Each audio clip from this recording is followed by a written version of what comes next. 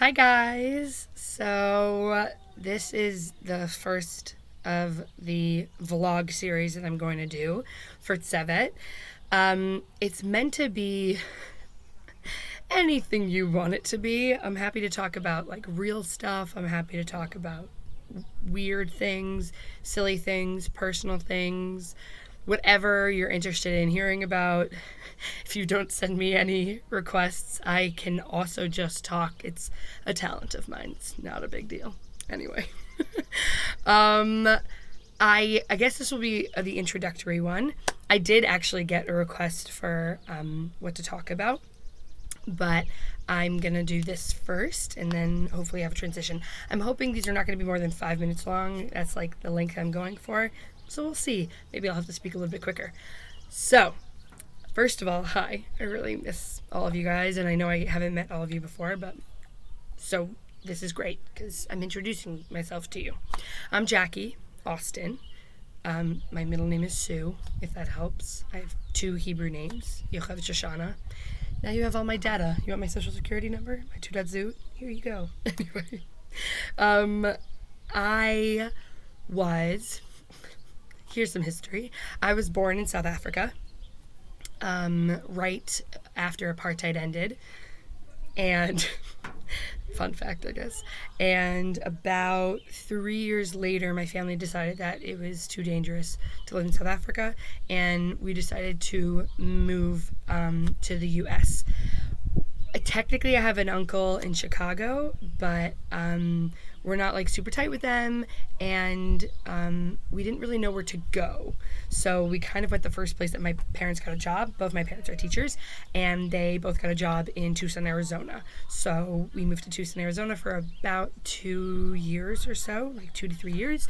My little sister was born there. So there's two of us, two girls, were born in South Africa, and one in the States, and like it's become like a running joke, like not so much anymore, but a little bit, that like she's the only one that could be the president of the United States. And like I feel like me and my older sister at this point are kind of like, okay, we're not gonna cry too hard over that, but yeah, but I also get made fun of a lot because I can't handle spicy food, and my family loves curry, which is like a very kind of normal South African thing because there's a lot of Indian culture that is there, because there are like a decent amount of Indian people that have moved to South Africa, like from like the beginning of when people started like obviously like colonizing, and even before that.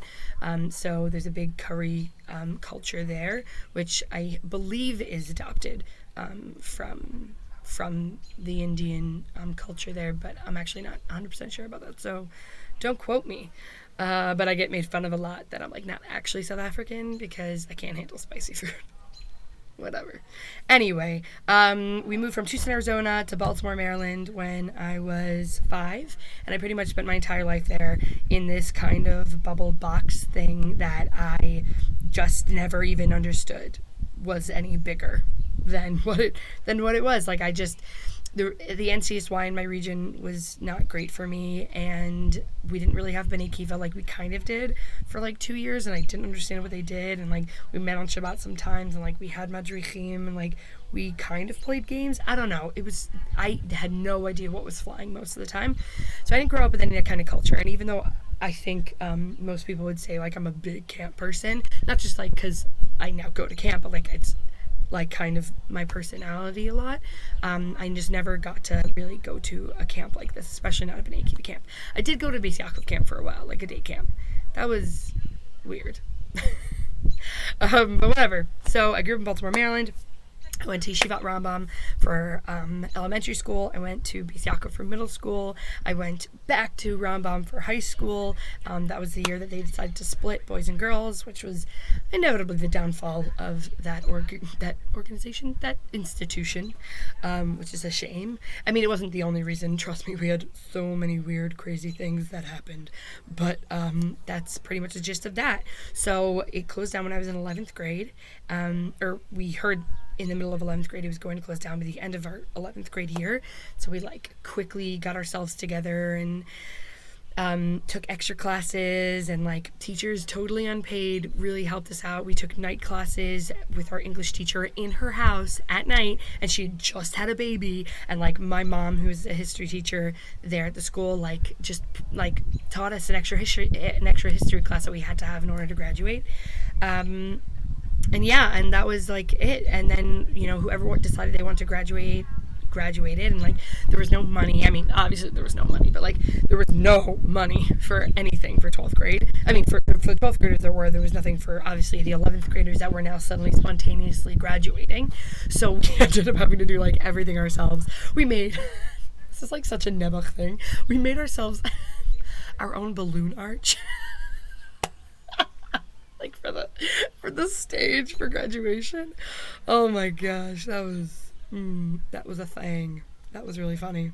Anyway, after that, I went to Harova for Shana Aleph and Shana Bet, which became like a big part of my heart and soul.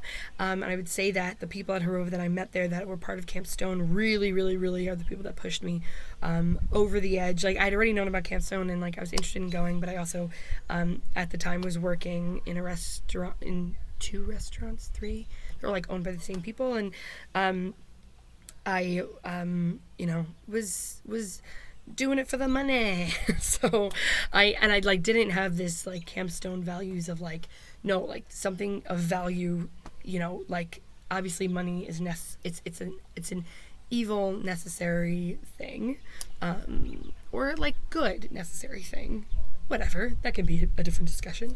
But I definitely needed it for my future, so that was like the decision that I made. And like I really didn't know that being part of Camp Stone to mean that I wouldn't care if I ever even got a paycheck. Like I had never experienced something like that before, something that I loved and cared about so much that at the end of the day it didn't matter what I got out of it, because it doesn't matter.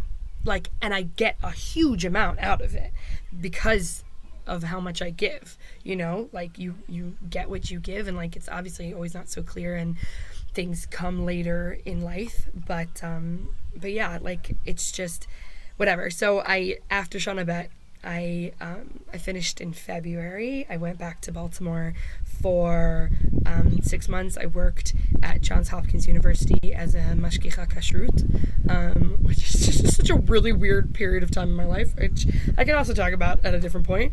I've had like a lot of weird points in my life. And yeah, that was that. So yeah, and then I went to university for 2 years. I studied international relations, which I'm very passionate about. Then I graduated, made Aliyah, worked at Harova for 2 years as a madricha, and then first as a madricha, then as rekezet.